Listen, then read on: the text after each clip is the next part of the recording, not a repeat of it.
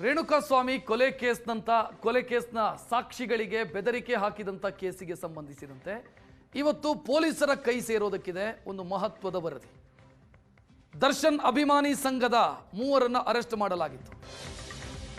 ಸದ್ಯ ಅವರಾಗೆ ಬೆದರಿಕೆ ಹಾಕಿದ್ರು ಅಥವಾ ಯಾರಾದರೂ ಇದರ ಹಿಂದಿದ್ದಾರಾ? ಕಾಮಾಕ್ಷಿಪಾಳ್ಯ ಪೊಲೀಸರಿಗೆ ಆ ರಿಪೋರ್ಟ್ ಇವತ್ತು ಸಲ್ಲಿಕೆಯಾಗಿದೆ.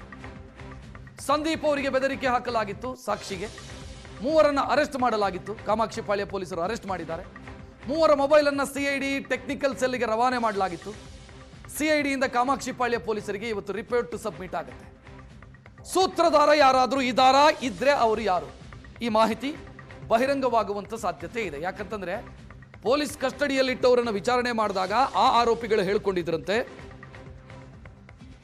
ಮತ್ತು ಸಾಕ್ಷಿಯೂ ಕೂಡ ಹೇಳ್ಕೊಂಡಿದ್ರಂತೆ ಸಂದೀಪು ಯಾರೋ ಒಬ್ರು ಫೋನಲ್ಲಿದ್ರು, ಕಾನ್ಫರೆನ್ಸ್ ಕಾಲಲ್ಲಿ ಇದ್ರು ಅಂತ. ಯಾರೋ ಒಬ್ರು ಯಾರು? ಈ ಆರೋಪಿಗಳನ್ನ ಮುಂದೆ ಬಿಟ್ಟು ಹಿಂದಿನಿಂದ ಆಪರೇಟ್ ಮಾಡ್ತಾ ಇದ್ದಂಥ ವ್ಯಕ್ತಿ ಯಾರು? ಈ ಪ್ರಶ್ನೆಗೆ ಇವತ್ತು ಉತ್ತರ ಸಿಗುವಂತ ಸಾಧ್ಯತೆಗಳಿದ್ದಾವೆ.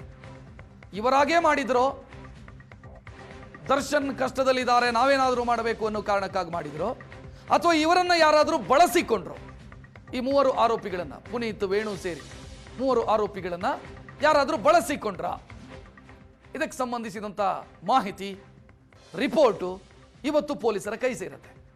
ಇದೇ 3 ಆರೋಪಿಗಳು ನೀವು ನೋಡ್ತಾ ಇದ್ದೀರಲ್ಲ, ಪುನೀತು ಸೇರಿ 3 ಆರೋಪಿಗಳು. ಹೆಚ್ಚಿನ ಡೀಟೇಲ್ ನೀಡೋದಕ್ಕೆ ನಮ್ಮ ಪ್ರತಿನಿಧಿ ಹರೀಶ್ ಫೋನ್ ಸಂಪರ್ಕದಲ್ಲಿ. ಹರೀಶ್, ಸಹಜ ಕುತೂಹಲ ಮತ್ತು ಸಹಜ ಅನುಮಾನ, ಈ 3 ಮಾಡಿದ್ರೋ ಅಥವಾ ಹಿಂದೆ ಯಾರಾದರೂ ಆಪರೇಟ್ ಮಾಡ್ತಾ ಇದ್ದಾರಾ ಅಂತ ಉತ್ತರ ಇವತ್ತು ಸಿಗತ್ತೆ ಹಂಗಿದ್ರೆ ಪೊಲೀಸರಿಗೆ?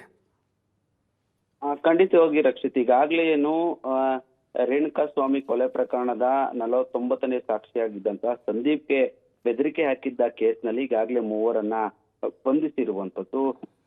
ಅದರ ಜೊತೆಗೆ 5 ದಿನಗಳ ಕಾಲ ಪುನೀತ್ ನನ್ನ, ಅಂದ್ರೆ ಈ ಒಂದು 3 ಆರೋಪಿಗಳ ಪೈಕಿ ಪುನೀತ್ ನನ್ನ ಮತ್ತೆ ಪೊಲೀಸರು ಕಸ್ಟಡಿಗೆ ಪಡೆದಿರುವಂತದ್ದು.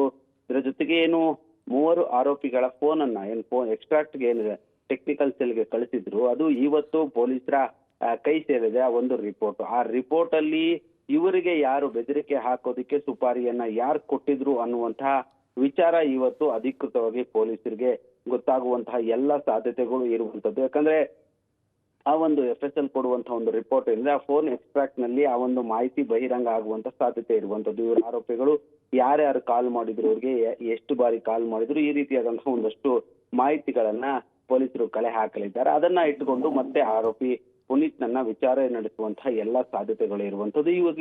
ಇವತ್ತು ಆ ಒಂದು ಮೊಬೈಲ್ಗಳನ್ನ 3 ಆರೋಪಿಗಳ ಮೊಬೈಲ್ ನನ್ನ ಏನು ಟೆಕ್ನಿಕಲ್ ಸೆಲ್ಗೆ ಏನ ಕಳಿಸಿದ್ರು, ಅದರ ಒಂದಷ್ಟು ಎಕ್ಸ್ಟ್ರಾಕ್ಟ್ ರಿಪೋರ್ಟ್ ಇವತ್ತು ಕಾಮಾಕ್ಷಿ ಪೊಲೀಸರ ಒಂದು ಕೈ ಸೇರಲಿದೆ. ಅದಾದ ಬಳಿಕ ಆ ಒಂದು ರಿಪೋರ್ಟ್ ಮೇಲೆ ಪೊಲೀಸರು ಮತ್ತೆ ಅವರನ್ನ ವಿಚಾರಣೆ ಮಾಡಲಿದ್ದಾರೆ.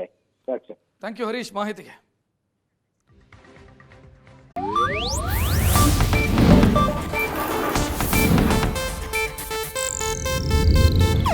ಇದು ಏಷ್ಯಾನೆಟ್ ನ್ಯೂಸ್ ನೆಟ್ವರ್ಕ್ ಪ್ರಸ್ತುತಿ.